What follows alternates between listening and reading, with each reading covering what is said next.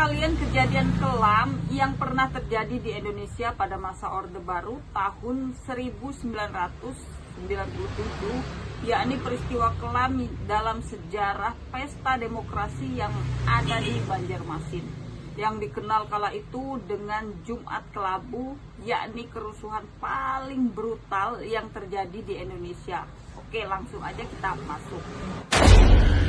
Assalamualaikum warahmatullahi wabarakatuh. Pada video kali ini gua bakalan bahas salah satu kasus kerusuhan yang pernah terjadi di Banjarmasin, yang merupakan salah satu kasus kerusuhan yang sangat mencekam di Indonesia.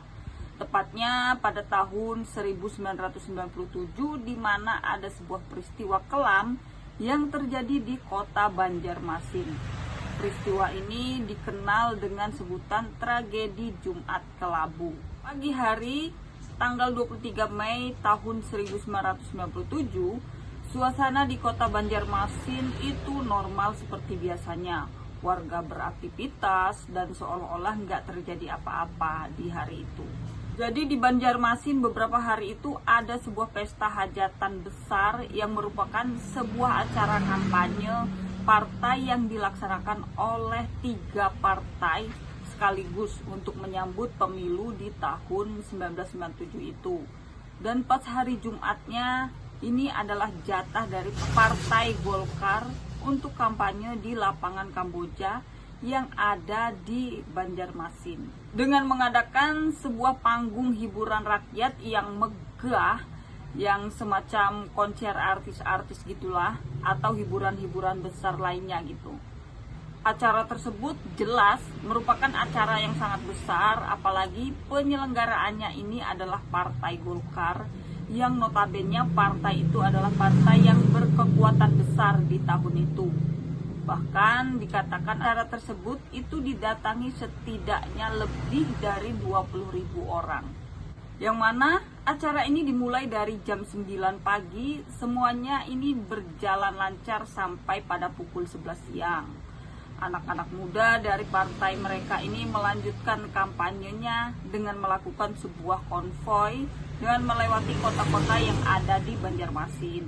Mereka ini mulai menggeber-geberkan motor mereka, apalagi kebanyakan dari motor yang mereka pakai ini itu rata-rata memakai knalpot racing gitu, yang suaranya ini sangat mengganggu banget, terutama bagi warga muslim yang kala itu sedang mengadakan ibadah sholat Jumat.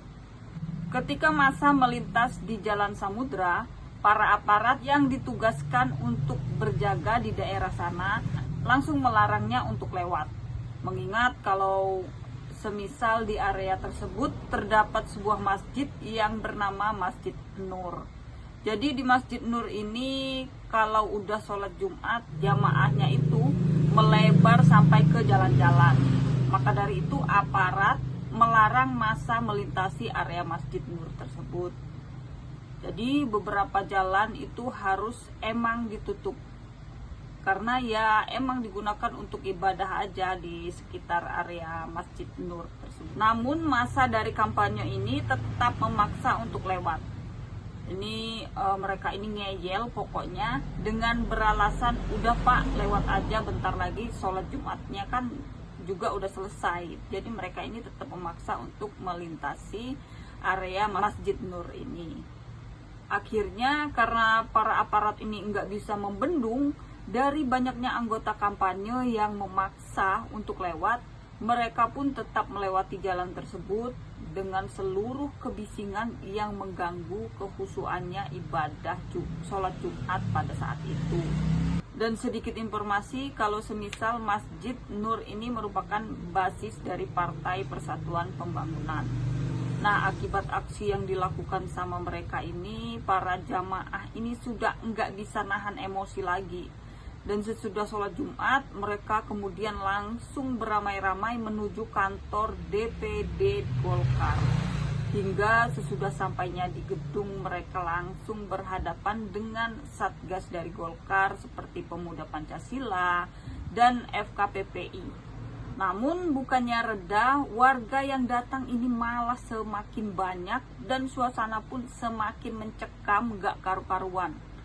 Karena bener-bener udah kewalahan buat ngebendung massa, akhirnya massa ini kocar-kacir, ada yang lari kemana-mana, ngerusak apapun yang ada di depannya, dan berlarian ke lapangan tempat dari kampanye Partai Golkar ini.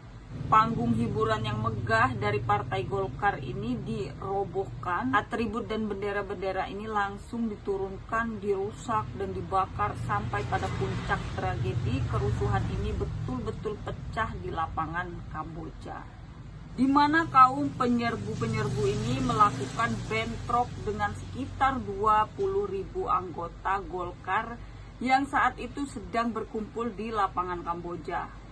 Para petugas yang ada di sana tidak mampu untuk mengendalikan pertarungan tersebut hingga banyak sekali korban yang berjatuhan, dan enggak sampai di situ aja.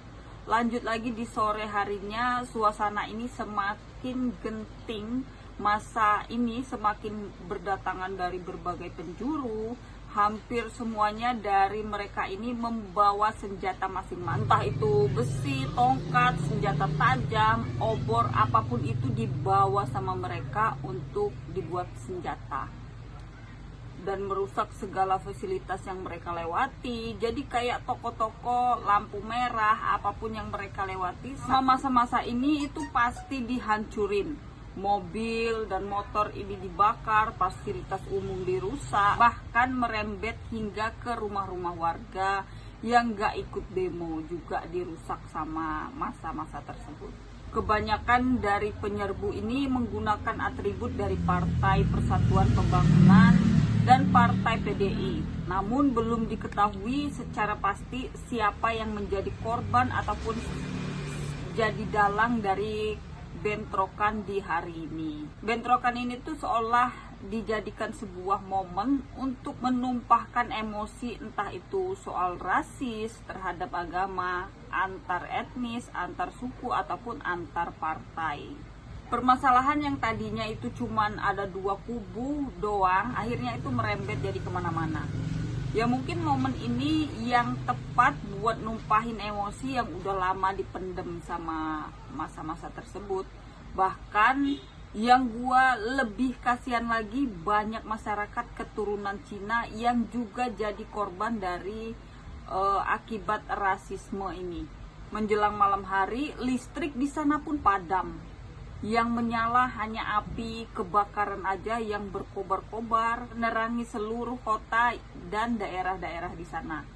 Bahkan petugas pemadam itu enggak sanggup melakukan apa-apa, karena mereka ini ketika mau memadamkan api itu malah diserang sama massa. Kemudian pada jam 10 malam, 1.000 pasukan tentara diturunkan dari 3 pesawat Hercules. Pasukan pengaman ini bersenjata lengkap, jadi mereka ini dapat izin ataupun diizinkan untuk menembak siapapun yang melawan mereka.